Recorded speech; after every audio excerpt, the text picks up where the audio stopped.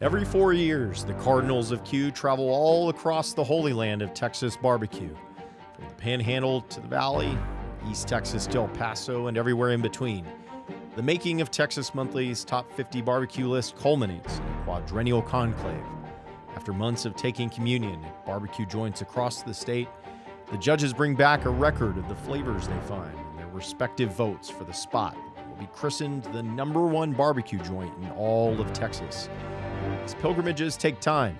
For the pitmasters and crews, the wait for that white smoke is particularly trying. We're all waiting. You know, that's validation. You can see on my team they're stressed. They're nervous because they're invested in it too. And if I look nervous, they're going to be even more nervous.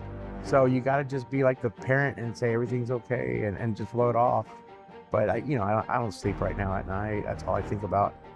And but that'd be cool if we got one. You know, everybody wants one or nothing. And, you know, some people are like, well, are you cooking to cook for yourself or are you cooking for the list? I would be lying if you're not cooking to be #1. That's just the competitive nature of any man. The price of beef and everything's so expensive, you have to have the best barbecue or whatever you're doing because it's survival, you know. But you know, the accolades come and the accolades go. The list, of course, is the holy grail.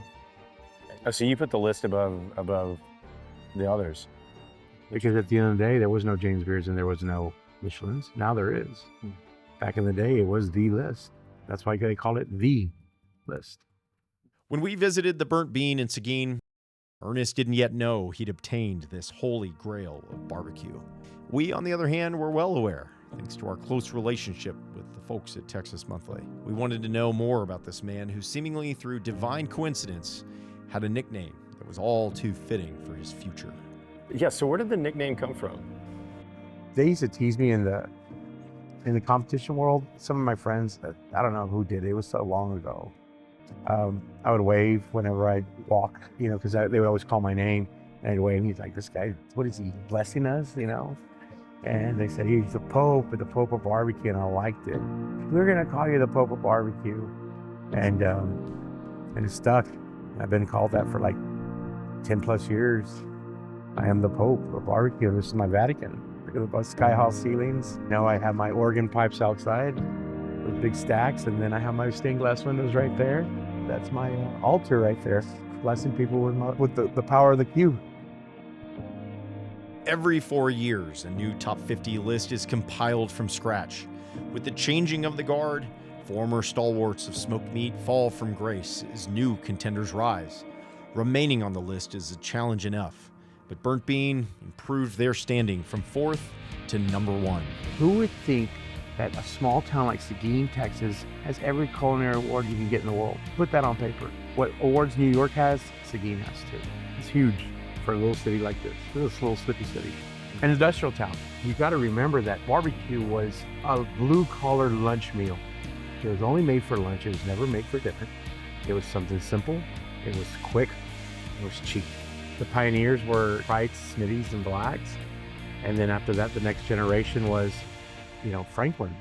You know, Franklin and Tootsie. Now the era of barbecue is the highest it's ever going to be. You can throw a rock and hit an amazing place. But the quality of barbecue in the state of Texas is just the best it's ever been. Such a simplistic salt and pepper type of cuisine now has been elevated so much, and it's so beautiful that how can you not notice? It's like move over steakhouses and move over 10-course meals. Here comes butcher paper and akiyushi, and that's what makes this thing so special. And the one thing that people don't realize about barbecue, it is the first form of cooking in the world. In the world, if you think about it, every culture, every continent, every country in the world has meat and fire. That's barbecue. Ernest Servantes is often the face of Burnt Bean, but he emphasized to us that he couldn't make his success happen without his team or without co-owner David Kirkland. Ernest is the chef. He's the one that designs all the trays, platters, specials, everything that comes out of here. As far as my role, I do a lot of the proteins, run the pits, run the everyday operations business-wise, remodels, repairs, everything else, kind of keep that going. How did y'all just get into business together? Competition barbecue actually got us together, and I just happened to bug him one day about helping me with my techniques and some stuff with the process. Picked me up and taught me a lot of the little ins and outs of stuff that I didn't know. He and I both be here every day. If one of us had to leave, the other one was definitely going to be here. So we stayed here and grinded every day to try to make it where at the end of the day, if we weren't number one, there was nothing we possibly could have done in our minds or our abilities to be number one. So if we're not, we tried our best. You don't get to be the Pope of barbecue without putting in your reps, but I did wonder if Ernest ever got tired of preparing and seasoning brisket after brisket.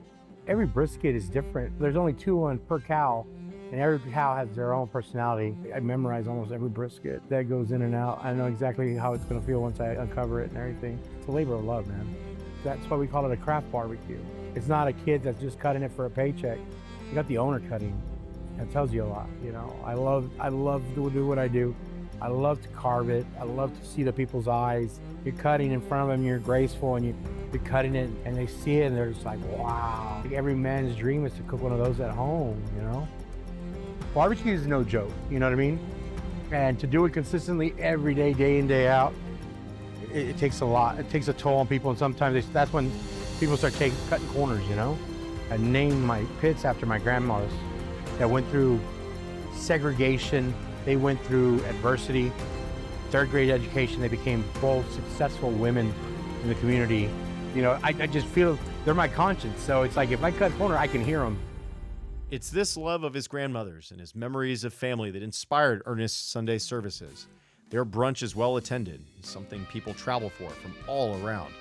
It's a type of Sunday with family I remember well, and the sort of Sunday vibe I love to share with my wife and my daughter and son now. Family was everything. Grandma and Grandpa were the root of our family tree, man, and I'm welcoming you to my house on Sunday after church. A lot of the grandma's recipes no one does anymore. So on Sundays here, it's so packed because this is a true Tex-Mex restaurant. And they're like, well, why Tex-Mex? And I'm like, because I'm a Tejano, I'm a Texican. We were already here when this was Mexico. We didn't cross or anything. We were already here. We already had our cuisine.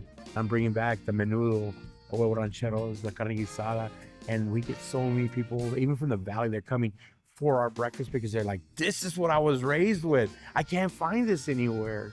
That's why people line up at 5 in the morning. When you come to the Burnt Bean on Sunday, it's something so special that it hits you. And whatever ethnicity you are, it'll hit you, and you will have a good time here.